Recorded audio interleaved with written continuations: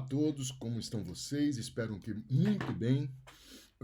Estamos aqui hoje para fazer a nossa nova coronaula de literatura latina, elegia, e o nosso plano hoje é encerrar, de certa maneira, a análise que nós fizemos do livro 1 de Propércio, fazendo a leitura de dois epigramas finais, que são, na verdade, a gente não sabe dizer se é um epigrama ou se é uma pequena elegia, que são os poemas 1:21 e 1:22. Na sequência, eu começo a discutir basicamente a estrutura do livro 2 e passo a defender uma hipótese que é uma hipótese muito controversa nos estudos propercianos, que é justamente o tamanho, a extensão do livro 2 de Propércio. Ao contrário, ou diferentemente do livro 1 e mesmo do livro 3, nós teríamos aqui, nesse livro, que é o livro 2, 34 elegias. Muitos estudiosos, e eu me incluo entre esses, acham que essa extensão desse livro ela não é condizente com o tamanho normal dos outros três livros. Portanto, alguns defendem a tese de que esse livro deveria ser dividido em dois, e há um problema de manuscrito que determinou a sua junção. Né? Há muitos elementos dentro do livro 2 que a gente pode usar ou se valer como comprovação dessa hipótese. E então, a gente vai discutir um pouco isso e vamos ler duas elegias, ou melhor, três elegias. A elegia 2:1, uma enorme elegia, vai ser a mais longa até agora, né? Depois vamos ler, além daqueles dois primeiros, depois vamos ler a elegia 2:11 e a 2:12, né? E vocês vão entender na dinâmica do nosso encontro o porquê dessas elegias.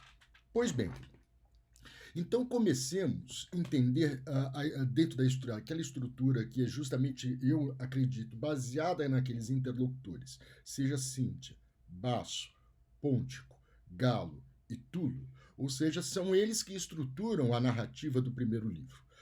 E nesse sentido, eu tentei mostrar até então, até agora, justamente como esse livro ele é urdido a fim de que nós tenhamos aí uma unidade narrativa, ainda que não seja uma unidade narrativa ortodoxa. Isto é, o tempo é diferente, o espaço é diverso, enfim, é uma narrativa que as pessoas vão chamar de narrativa disjuntiva, ou seja, uma narrativa que ela é picada, ela não é linear, né? Pois bem, e esse livro, o primeiro livro, ele se encerra com dois epigramas que nós podemos dizer que são epigramas que fecham, são assinaturas. Existe um termo específico para uma assinatura, para um selo no final dos livros, né, de poesias. E esse tipo de poema, de fechamento, ele recebe o nome de esfraguis, né, que é selo. É aquilo que é o carimbo final do autor. Tem o famosíssimo, que é do terceiro livro de Odes, do Horácio, que é aquele que ele começa a construir um monumento mais perene que o bronze, né? Mais alto do que a decrepitude das pirâmides reais, e aí vai falando da sua poesia como um monumento. Pois bem, Propércio não faz isso. Propércio ele vai terminar, vai fechar o seu texto com dois pequeninos epigramas que fazem a síntese daquilo que é considerada a poesia elegíaca na sua origem, o lamento fúnebre, o lamento que fala da morte. E, para isso, ele retoma dois interlocutores, Galo e Tulo, né, que nós já discutimos aqui, o Tulo nem tanto, mas ele aparece na elegia 1:1, é a ele que é dedicada a primeira elegia, e a última elegia do livro, ou seja, formando uma estrutura que é chamada estrutura em anel, que começa com um interlocutor e fecha com o mesmo interlocutor. E no poema 1:21, ele faz uma referência, a quinta referência a Galo. Inúmeros estudiosos irão refutar a hipótese que eu defendo, mas eu não estou mal acompanhado. Né? Existe um autor muito importante, que é o Francis Cairns, né? Que é autor de um livro importante para nós de estudos clássicos, que é Generic Composition and Greek and Roman Poetry, né? Que ele vai tratar dos gêneros ou dos subgêneros do discurso epidítico que estão assentados dentro dos poemas de uma forma subgenérica. Bom, enfim, esse é um outro assunto para um outro momento. Pois bem, o Francis Cairns também defende que o galo ele é unívoco dentro do livro 1 de Propércio, é o mesmo galo. Né? É uma referência metapoética e seguramente vocês vão notar que ele vai ser referido também no poema 2.1. Então, em certa medida, você vai notar que a presença de Galo nas elegias, ele aparece, por favor, na 2.1 e na 2.34 também. Então, quer dizer, ele é uma figura constante dentro dessa estrutura poética, porque seria ele, o Cornélio Galo, o primeiro do gênero em Roma. Né? Pois bem, vamos ler esses dois pequenos poemas. Então, 1.21, que começa assim. Tu que tentas fugir de sorte igual à minha, ó soldado ferido em frente etrusca, por que afastas do meu gemido os olhos túrgidos? Eu sou teu companheiro de milícia. Salva-te, leva essa alegria para os pais, e então a irmã perceba no teu pranto que eu, Galo, ao escapar das espadas de César, por mãos desconhecidas, pereci. E se os ossos encontrar dispersos pelos montes etruscos, que ela saiba que estes são meus. Bom, me parece que é tão óbvia a referência a Cornélio Galo. Por quê? Porque, na verdade, ele está fazendo uma referência a alguém que está prestes a morrer. Mas é óbvio que Galo, nesse momento histórico, já havia morrido. Mas ele está presente no decurso do livro inteiro. Então, portanto, ele está quase que falando com um moribundo. Né? Ele está à morte. Né? É sabido que o final de Galo foi um final trágico. Né? As referências históricas apontam para uma morte trágica. Enfim, mas o importante é que Cornélio Galo aparece aqui, primeiro associado à questão da morte, à questão do lamento, né? Que são dois temas recorrentes na elegia antiga. Além disso, a gente poderia fazer uma referência a essa ideia de milícia que aparece aí, militiae, né? Vestrai, militia, vossa milícia. Né? A vossa milícia, do ponto de vista bélico, é óbvio que ninguém precisa discutir. Mas eu já disse mais de uma vez, que quando estamos tratando de elegia, né, a gente tem na milícia, é a milícia do leito, é a milícia dos amantes, daqueles que se relacionam tendo em vista justamente essa guerra na cama. Guerra na cama que nos leva a considerar que a milícia de Cornélio Galo é a mesma milícia de Propércio, e que ambos estão sujeitos a esta questão de estar assim, moribundo, prestes a morrer. Perfeito. Então, seria o primeiro fechamento do livro, fazendo uma referência ao seu êmulo poético, que é Cornélio Galo. E uma referência à Guerra da Etrúria, que vem aí como forma de simplesmente ilustrar a religião que, enfim, uma guerra que foi empreendida por César.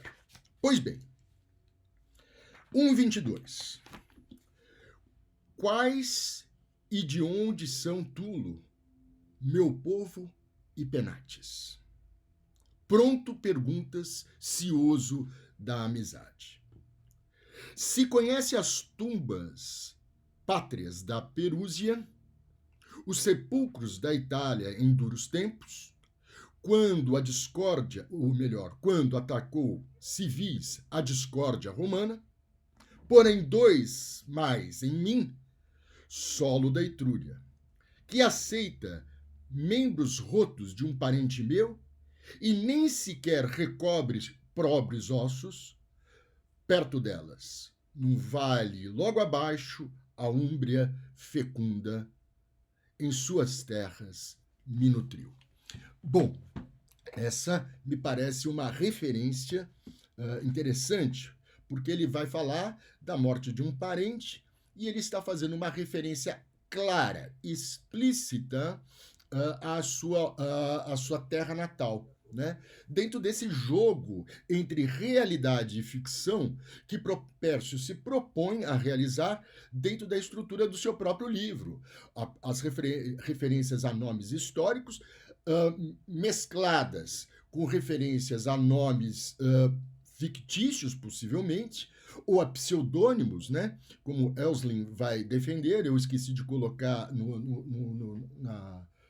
no Edmodo a aula, a última aula. Eu vou colocar então as duas últimas aulas no Edmodo, então fiquem lá atentos, e lá estarão os poemas, além do fato de eu estar remetendo junto com este link os textos que estão sendo utilizados hoje. Pois bem, então aqui nós temos o fechamento desse ciclo de poemas, desse primeiro livro, aquilo que é chamado de Monobiblos de Propércio, ou simplesmente o livro de Cíntia.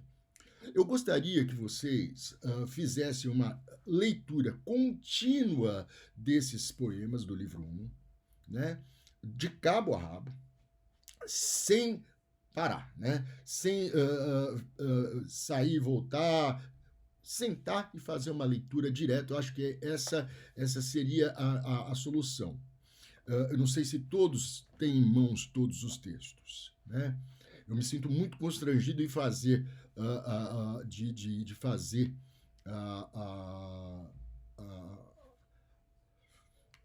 pirataria do livro 1 na tradução do Guilherme, mas, enfim, talvez eu tenha que fazer isso, né?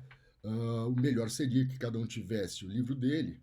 Entretanto, eu sei que isso não é possível para todos, então eu vou ver se alguém me ajuda a fazer. Eu vou pedir para algum orientando meu fazer essa compilação e fazer um arquivo escaneado do primeiro livro, pelo menos, né?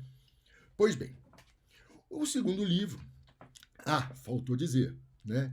Tulo, eu quero lembrar, ele era até esse momento, o momento da feitura do primeiro livro, aquele que era o protetor da poesia de Propércio. Isto é o seu patrono, o patrono poético, aquele que garante a própria consecução da poesia. Então, Propércio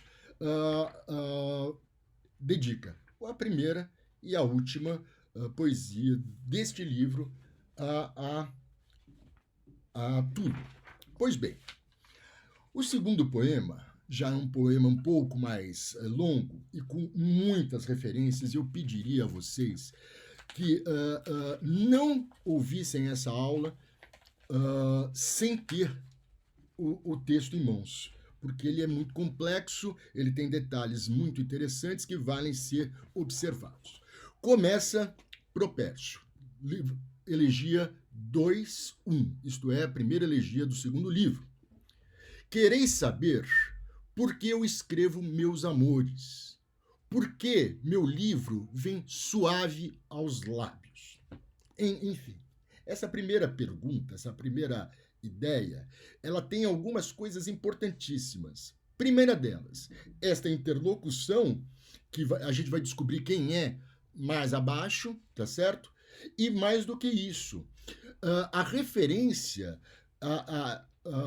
porque eu escrevo meus amores, ou ainda, como em latim, que está numa passiva, porque os meus amores são escritos, né? São escritos por mim. Então, nesse sentido, quando ele fala em meus amores, escritos por mim, ele está fazendo uma referência absolutamente clara a Cornélio Galo, né? E mais do que isso, como a gente vai saber, também estará fazendo uma referência, Ovídio, lá na frente, a Propércio, quando der o nome a seus 3 livros de elegia, os primeiros livros da sua juventude mais, da sua carreira mais inicial, dar o nome de Amores também. Então, esse livro de Propércio, ele está tratando a referência amorosa de uma forma precisa e clara. E notem bem, na primeira elegia. Isto é, os amores virão, não é? E serão produzidos por ele a partir daqui e terá sido também antes, né? Ou seja, nós temos aí a continuidade da temática amorosa que perpassa o livro 1 e o livro 2 até aqui. Ótimo, continuando. E a segunda palavra que é chave é porque o meu livro vem moles. Moles. Essa palavra é chave dentro da elegia e dentro da poesia augustana, porque o meu livro vem suave à minha boca. Isto é, porque a minha poesia ela é suave, né? Porque ela vem suave à minha boca. Essa é uma característica da elegia para a qual a gente tem que atentar. Não é Calíope que dita, nem Apolo. Quem gera o meu talento é a minha amada. Bom, aí mais uma referência, quer dizer, 2 referências importantíssimas. A primeira delas é uma referência a Calíope, né, que é uma das 9 musas, né? Vocês sabem muito bem, Euterpe, Terpsícore, Polímnia, enfim, Urânia, Érato, Melpômene, ou seja, as 9 musas que são filhas de Zeus e da deusa da memória, não é? Isso é importantíssimo. Pois bem, Clio. Então nós temos aí que essa é uma referência à poesia épica, né?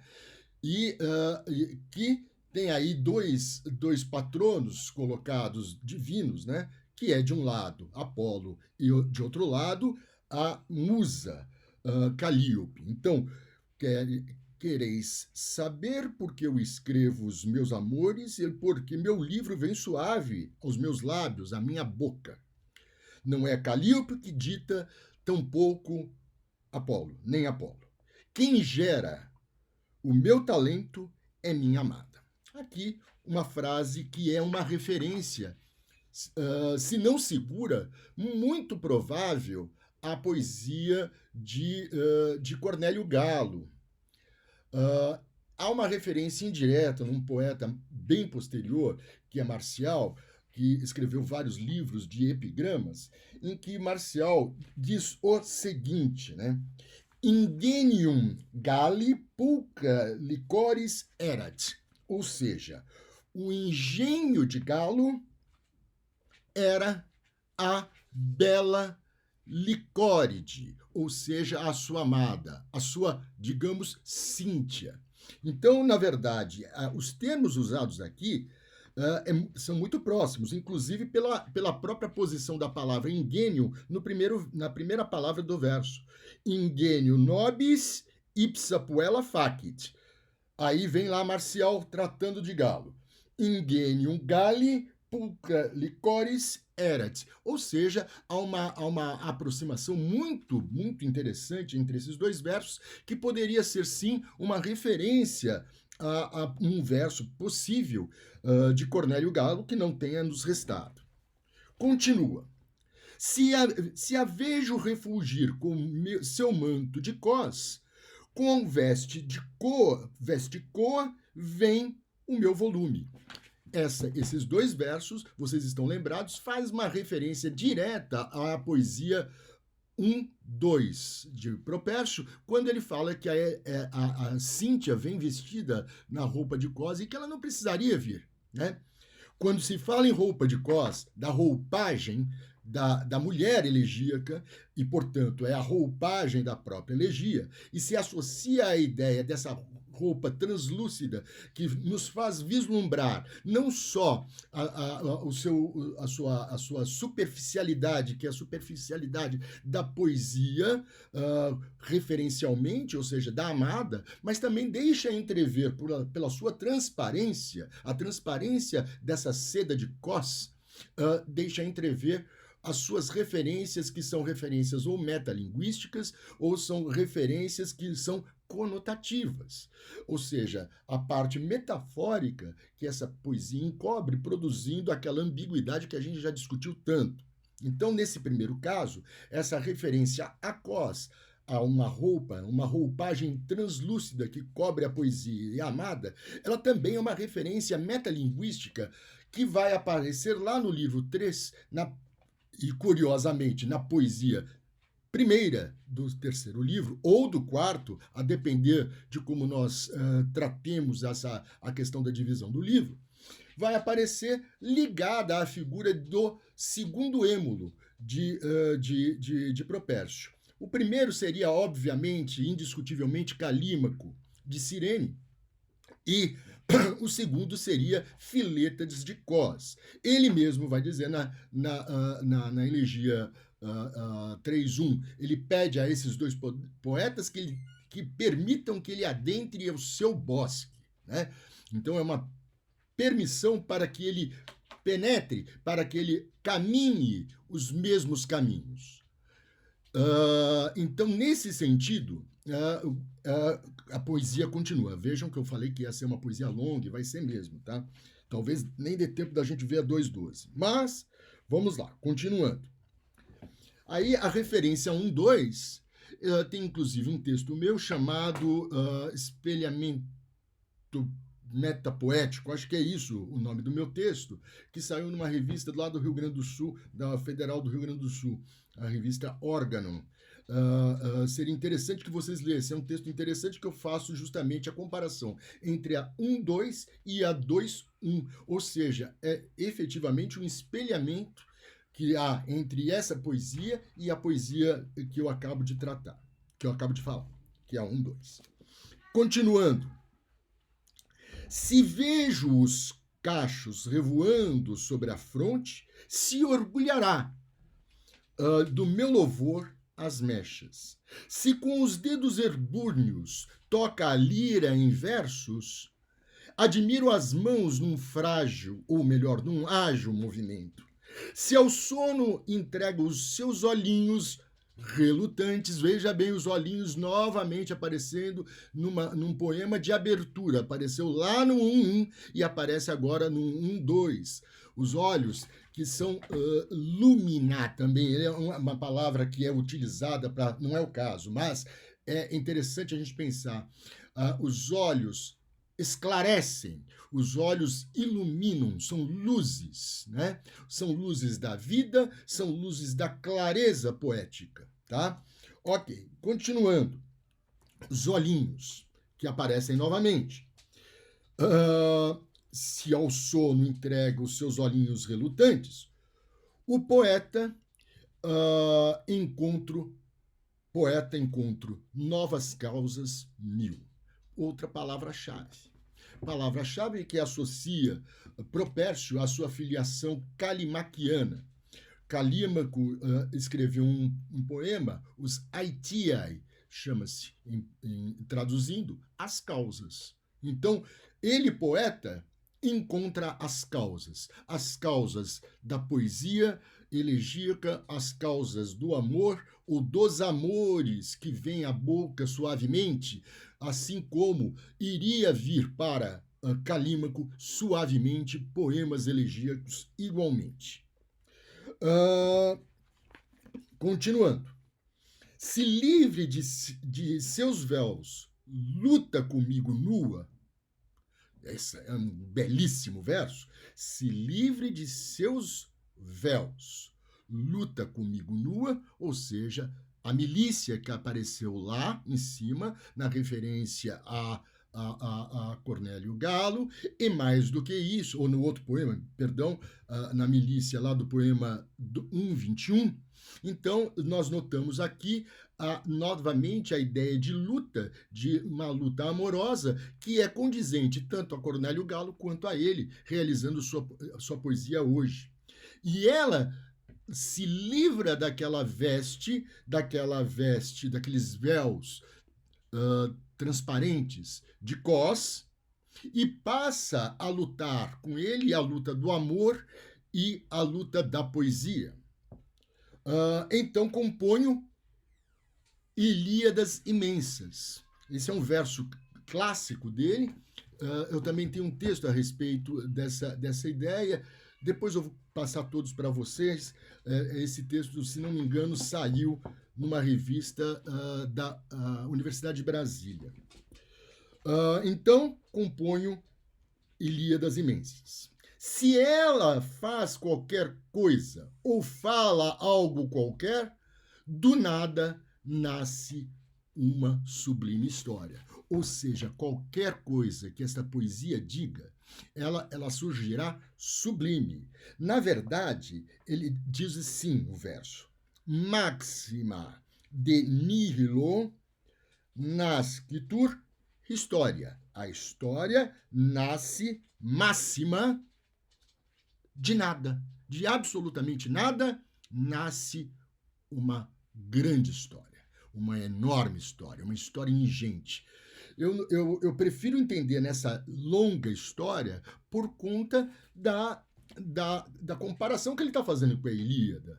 Então, talvez sublime não seja a ideia, porque o sublime ele é muito mais, digamos,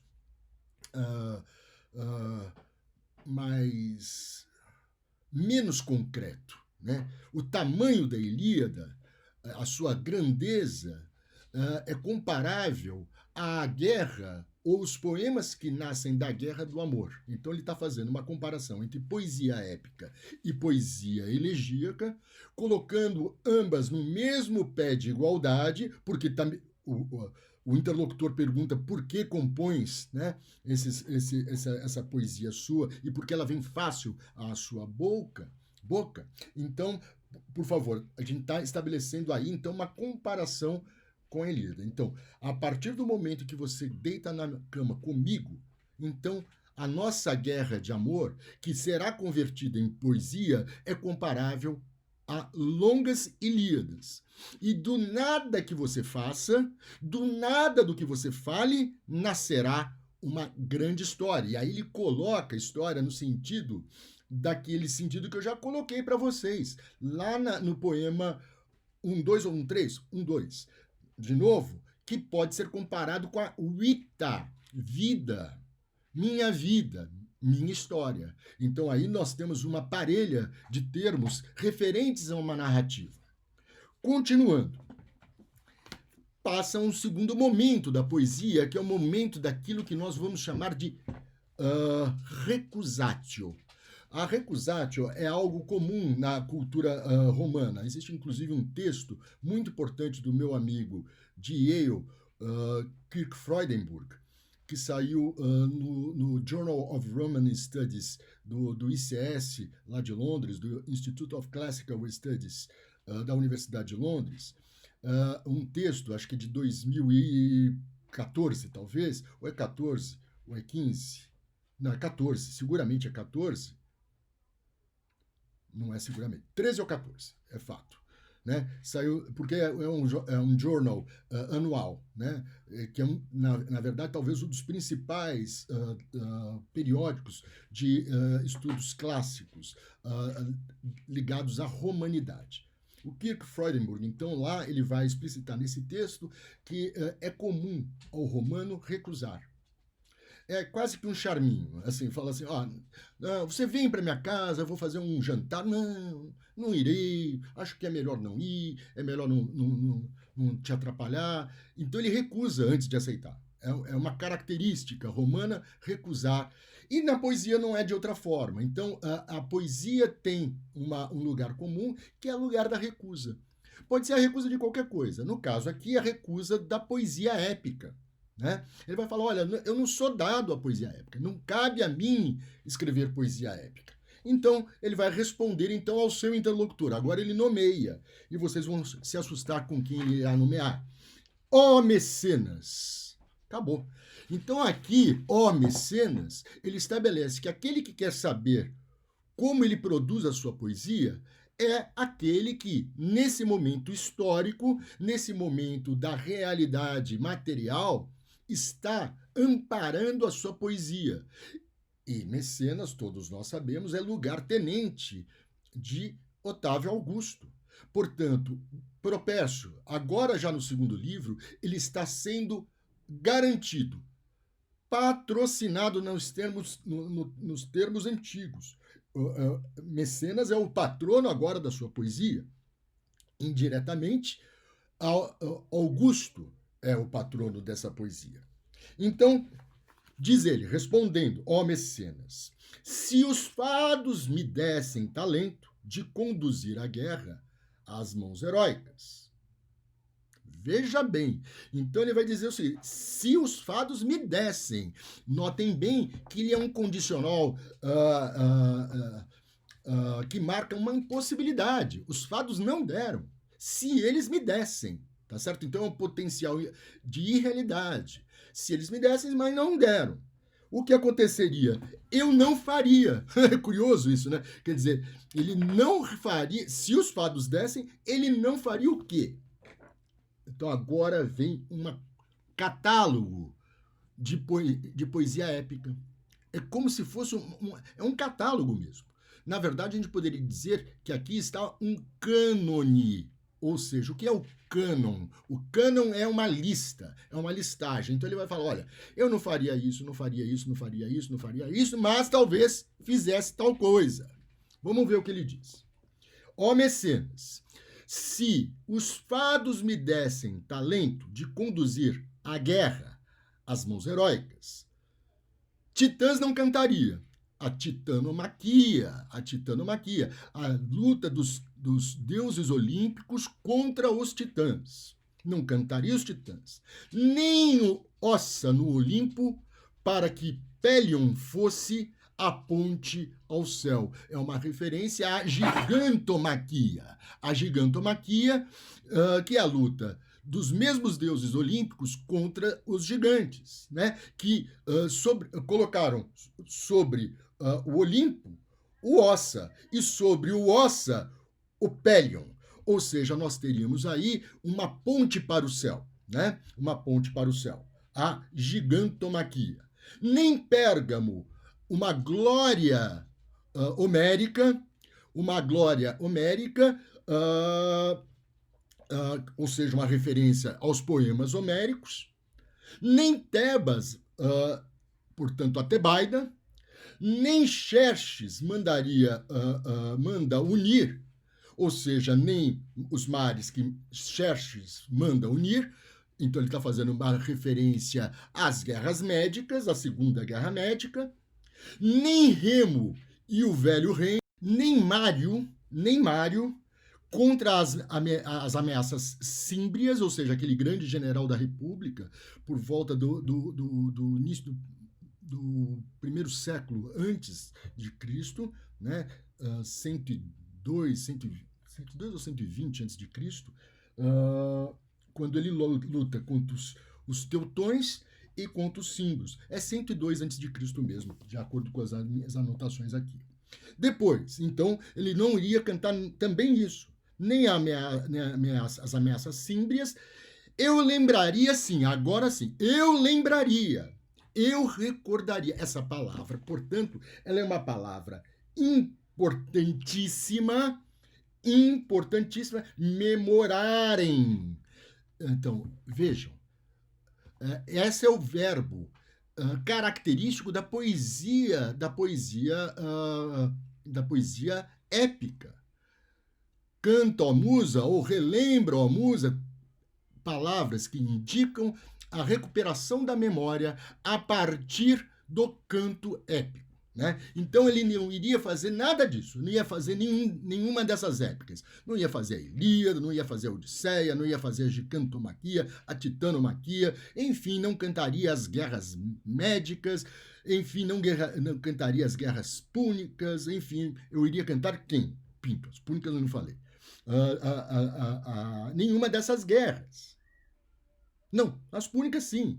Não, nem Remo e o Velho Reino, ou o valor de Cartago, né? Nem Mário contra as ameaças símbrias. Eu lembraria as guerras e atos do teu César.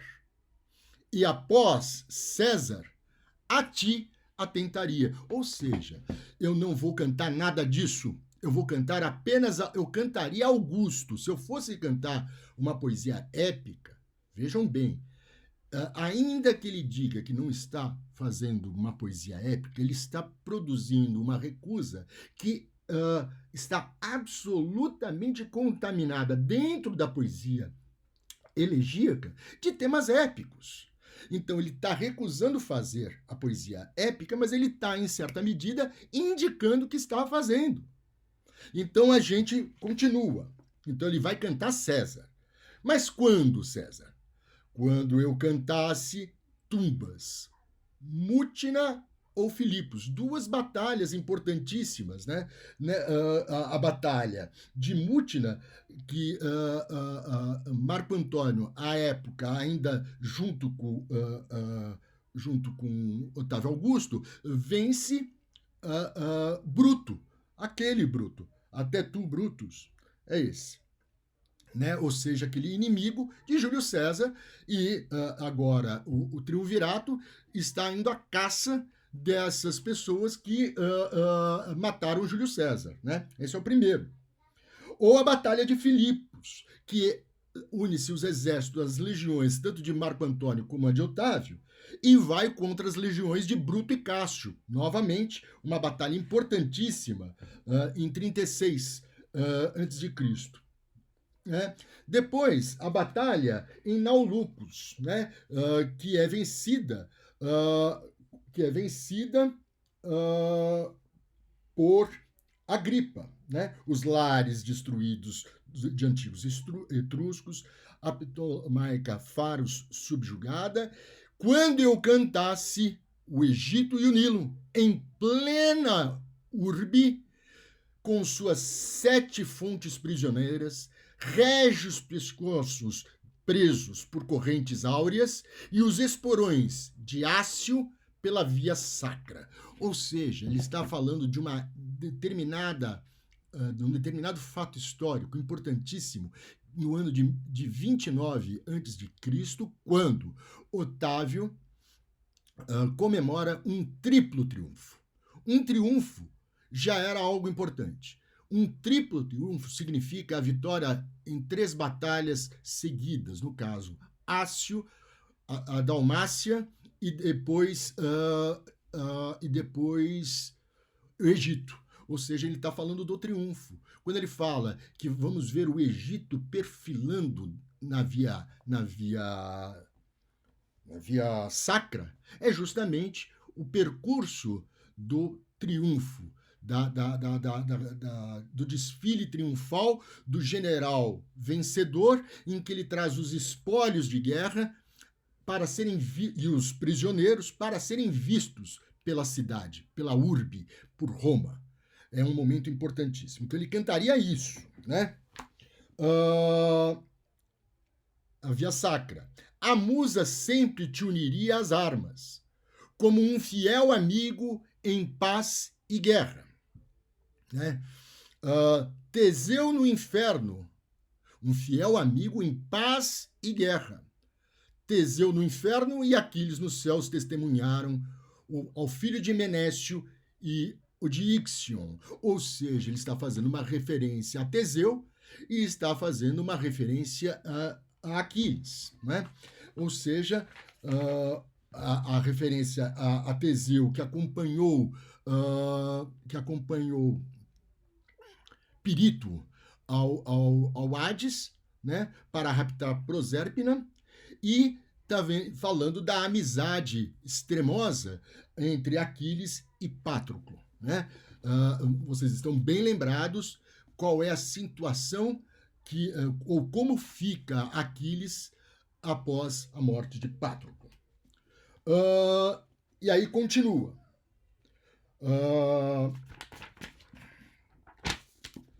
Porém, a luta em Flegra entre Encélado e Júpiter, novamente a gigantomaquia, não troa o peito angusto de Calímaco. Você está de brincadeira. Ou seja, ele vai falar que a gigantomaquia não cabe no angusto, não é Augusto, angusto, peito de Calímaco. Mas ele não estava falando de Calímaco, ele estava falando dele mesmo. Mas ele está falando que, na verdade, ele se considera o Calímaco romano. Ele está se pondo numa posição de o grande leitor de Calímaco em Roma.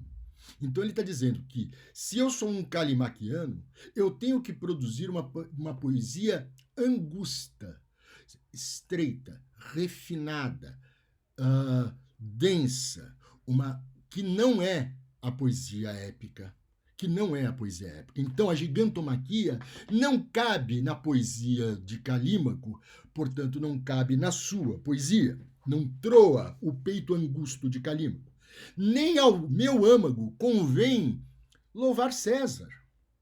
Ou seja, não é minha praia, essa é a recusatio clara. Não sou autor de poesia épica. Então, nem ao meu âmago convém louvar a César em versos rígios entre os avós frígios. Ficou muito boa esse verso do Guilherme. De ventos, agora vem a explicação. De ventos, o nauta, o lavrador de touros, de chagas, o soldado, o pastor de anhos. Porém, verso lutas sobre o leito angusto, sobre o leito de amor, o estreito leito de amor, da poesia estreita, da poesia refinada, da poesia densa. Me lembra até Pound aqui quando fala da ideia de Dichtung, né? Da poesia que é absolutamente estreita, né? Reduzida, apertada. Porém, eu verso lutas sobre um leito angusto. Cada um passa o tempo em sua arte. Agora vem a parte final do poema, que eu leio de forma mais corrida, porque fica mais simples de entender. Glória é morrer de amor. Outra glória é gozar de um só. Sozinho eu goze meu amor. Né? Não está aí que eu goze Cíntia. Se lembro, agora é uma referência ao primeiro poema do livro 1. Se lembro, ela censura as levianas, as jovens levianas. E por Helena, ela reprova a Ilíada. A figura de Helena de Troia, ela é uma figura tipicamente leviana. Ela é prototipicamente leviana. Além da sua beleza, a sua leviandade é a sua característica. Lembrem-se bem que na Ilíada, ela se chama várias vezes de cadela.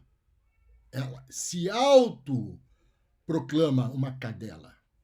Né? Então, ela seria prototípica de uma leviandade. Afinal de contas, ela foge com Paris, abandonando Menelau. E por ela, uma guerra inteira de anos a fio foi urdida, foi levada a termo. Né? Pois bem, posso provar os filtros da madrasta Fedra. Filtros não fazem mal ao enteado. Posso provar os filtros da madrasta Fedra. Fedra, mulher de Teseu, cujo enteado é Hipólito. Ou seja, tanto Fedra como Hipólito transformaram-se em tragédia. Né? Fedra se apaixona por Hipólito e ela dá um filtro de Vênus para que Hipólito se apaixone por ela. E para Hipólito isso é duríssimo. Afinal de contas, ele tinha o seu resguardo, né? Ele, enfim, ele era um rapaz casto, né? Então ele não queria ter contato com a sua madrasta. Filtros que não fazem mal ao enteado. Posso morrer por ervas de Circe. Estão lembrados lá na Odisseia, né? Ulisses e os seus navegantes chegam à ilha de Circe e ela os transforma em animais, apenas se salvando Ulisses por ajuda de Hermes, né? Ok. Ou queimar nos fogos de Iolco em colque da caldeira, ou seja, uma referência à Medeia. Né? A Medeia, que é a paradigmática do ponto de vista dos enfeitiçamentos. Né? Se uma mulher apenas me roubou o censo, sairá deste umbral o meu enterro. Ou seja, é esta a ideia fundamental. Agora vem a medicina, vem a cura do amor, né? Então, olha lá. A medicina cura toda a dor dos homens. Somente amor não amba o seu remédio. Esse trecho, esse verso, ele está paralelamente relacionado a um verso da 1.2, naquele artigo que eu comento com vocês, que eu comentei com vocês há pouco. Ou seja, vale a pena recuperar porque é um aprofundamento da leitura de duas elegias que vocês já vão ter lido, tá? A 1.2 e a 2.1. Legal. Macaon, que é o filho do Esculápio, que é o deus da medicina, Macaon melhorou os pés de Filoctetes, que estava machucado para sempre, e ele foi lá e curou os pés de Filoctetes. Quiron, Filírida, a visão de Fênix. Fênix, o amigo, não confunda com a ave, mas sim o amigo de Aquiles na Ilíada. Com ervas cretenses, o deus de Epidauro, Esculápio, pai de Macaon, o jovem Mísio, que na lança Emônia a chaga sentiu, na mesma lança sente alívio. Esculápio fez com que Mísio, que tinha sido ferido por Aquiles com uma lança, tivesse a sua cura na própria ponta da lança, dessa mesma lança, tá certo? Então é uma cura do deus Esculápio, né? Eu pulei um verso. Com ervas cretenses, o deus de Epidauro ressuscitou Andrógeo em lar paterno.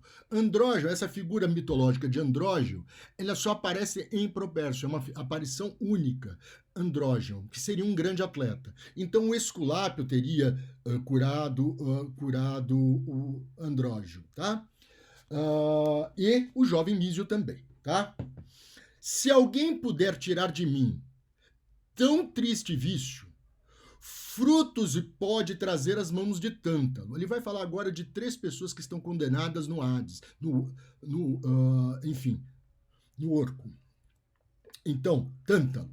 Tântalo, ele é condenado a passar sede e fome eterna.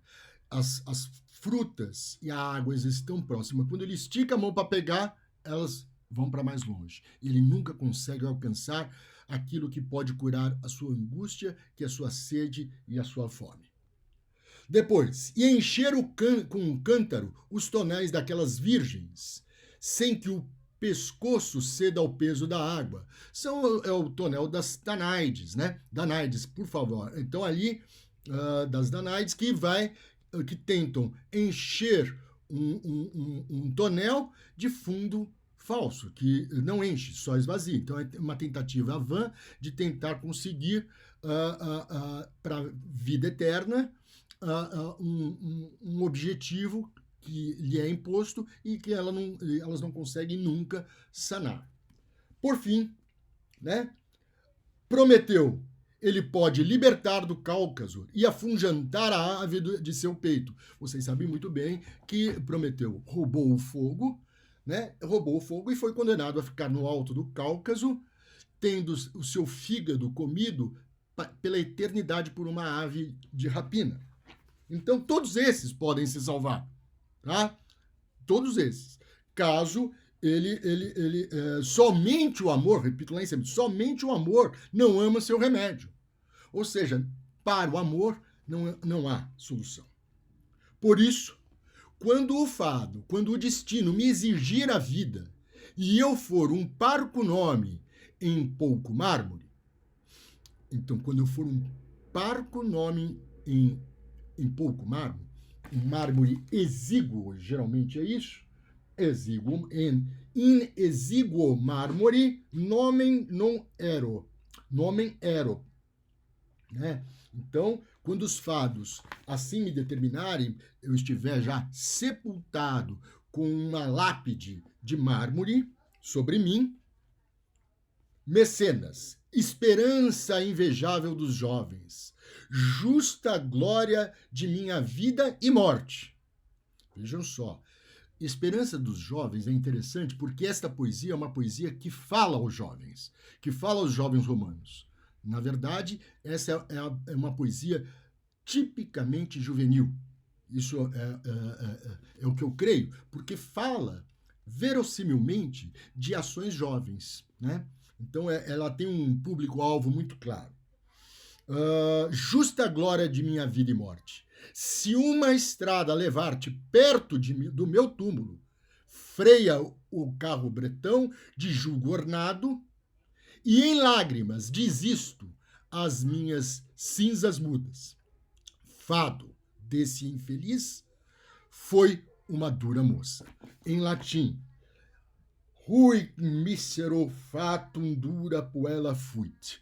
Enfim, o fado de Propércio o seu destino é penar com uma única menina, Cíntia.